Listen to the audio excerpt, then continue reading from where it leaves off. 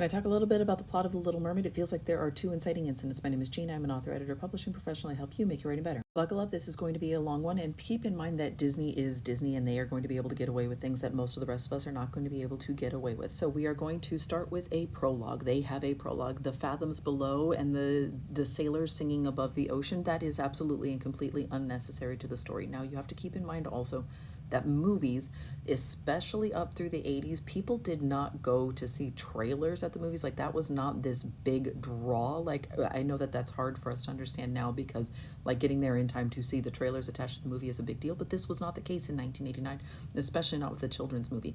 So they had to build in time for people to be late, that people were going to wander into the theater a few minutes late. That's what I think is kind of going on with this prologue here, because it is absolutely and completely 100% unnecessary to the story. We show Ariel swimming around in human ships like 35 seconds after the credits rolls, so this is totally unnecessary. But again, it is Disney. They get to do things that the rest of us do not, and the format is different from a novel, and this movie is also like 36 years old, 35 years old at this point. And by the way, I am doing the old one because it is the one that I am most familiar with. No shade to the new one. I'm sure that there's a lot of great things about it. It looks like a CGI nightmare though, so I'm not going to watch it. All right, and then we have our actual inciting incident. So the concert at the Sea Palace is sort of like the actual hook to the story. So we have the prologue. We are going to pretend like that's not really there. It does throw off the pacing in a movie that is very, very short. Otherwise, I mean, we only have 77 minutes of this movie. It is a very, very short movie. So we have 2 minutes of a prologue up at the top here, and then the concert at the Sea Palace is actually the hook. So we have these mermaids in their matching bras and tails. That doesn't make any sense. And then Triton gets very, very angry that Ariel is not there. So that's our hook. Ariel is not at the palace where she is supposed to be. Keep that in mind. Our inciting incident, Ariel is curious and human obsessed. So we have the treasure hunting and the shark fighting and the visit with Scuttle, and we realize that we missed the performance. So this is our inciting incident. Ariel is supposed to be at the palace, but all of this human obsession, and this is sort of a nebulous like incident, but this missing of the performance, and once Ariel realizes that she has missed the performance, this is what sets Triton on her tail. Like, this is kind of what kicks off some other stuff in the story. But generally speaking, her obsession with humans is what makes the rest of the story happen. All right, so then we have our first pinch point. Triton tries to control Ariel, and she wants to join the human world. So this is where we have a part of your world. This is the I Want song in the Broadway genre, and we are doing some things that are not done very often in movies. This was the first of the Disney Renaissance, so this is the first movie that is structured very much like a musical and has a lot of those musical elements.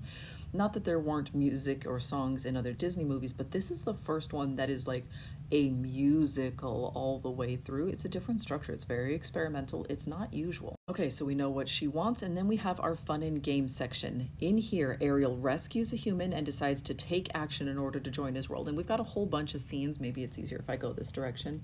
So we see the fireworks. She falls in love with a human. Love is in quotation marks here. We have a shipwreck. She saves the human. Ursula sees this happen. This is a sequel. This is not an actual scene. This doesn't push the plot along, but it lets us know that there's something else coming later on.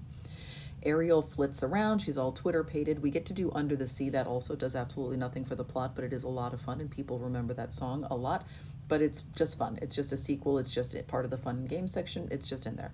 Ariel slips away. She flirts with a statue. Her father finds out and he punishes her very, very badly, and she seeks the sea witch's help. So we had to introduce this character in order to know why and how Ariel was going to be seeking her out in order to get her help going forward. That is all in the fun and games section. This is a big chunk of the movie. This is always going to be the case. This is genre dependent. This is the stuff where you get to do whatever you want with the story. We could have gotten from Ariel wants to be a human to Ariel gets to pretend to be a human. We could have gotten there a whole bunch of different ways. This is how this story chose to do that. So she gets what she wants, but it came with a price. This is pinch number 2.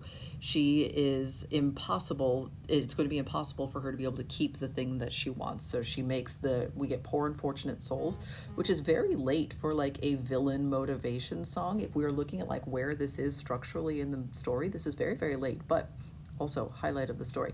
Gives us a ton of plot, gives us a ton of character information.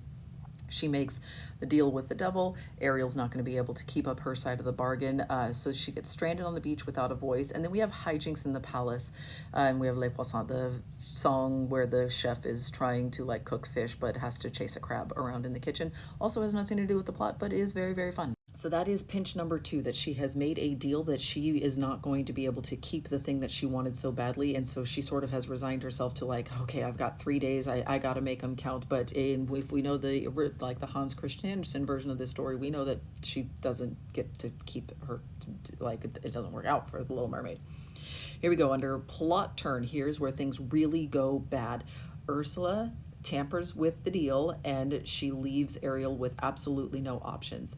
So we see the day date, we get Kiss the Girl, and Ursula has sent her minions in to try to ruin things. And then here we go. Here's the darkest moment. Ariel has been defeated and abandoned. Eric is, here we go. Eric is super, super sad about how the date went. Ariel is out of options, but Ursula enchants him. So this is our darkest moment. Ariel is out of time. She is out of options. The villain has broken the deal. There's nothing Ariel can do about it. She is powerless. She is helpless. And Ursula is going to snake her man away from her instead. And then in the resolution, here's where this is where I actually think this is a mess. Up until this point, it's been moving at a very fast clip, but it has been moving through the steps in a way that like the ratios still mostly make sense with a regular story. Down here at the resolution, this is where it sort of falls apart, like structurally. Part of it is I think that they really liked some of the animation that they were doing. I also think that they couldn't walk away from like giving every single one of the characters their like moment to shine and to be the hero. I think they liked some of the slapsticky stuff that they were doing with it as a cartoon. And so here's where the structure sort of actually like falls apart, but it works because it's Disney, it's a kids movie, and it's fun. So at the end, we actually have like multiple battles that resolve the problem here. So Scuttle sees Ursula, and then we have Eric is fighting back against Ursula, and Triton fights back against Ursula, and Ariel and her friends fight back against the minions and Ursula. So like there are multiple like fights and resolutions that end up down here. In the end, of course, Triton realizes that he has to let his daughter go. She's all grown up at 16 whole years old, and he turns her into a human forever. And so we have the resolution mirroring the hook.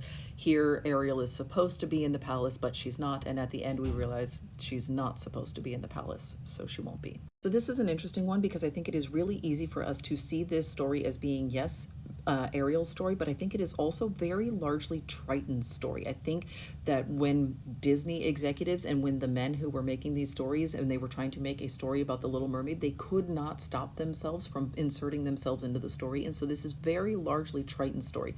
The structure more clearly mirrors like Triton's character beats all the way through. Ariel's are always coming like a shade too late throughout the entire story, and Triton's story kind of comes first all the way through it. Now, the story is so short that those ratios are very, very small and they are very, very tight. So we are talking about like Ariel's beat is coming a minute too late or 2 minutes too late, which overall is a very, very small number. And again, it is Disney and it kicked off the Disney Renaissance. So obviously they were doing something right. They knew and they understood what their audience was going to be looking for in a way that most of the rest of us are not going to be able to get away with. They had resources. They were able to do stuff that most of the rest of us cannot. And sometimes a big risk pays off in a really big way. If you have a $1 billion industry behind you, you're going to be able to take some risks that the rest of us are not going to be able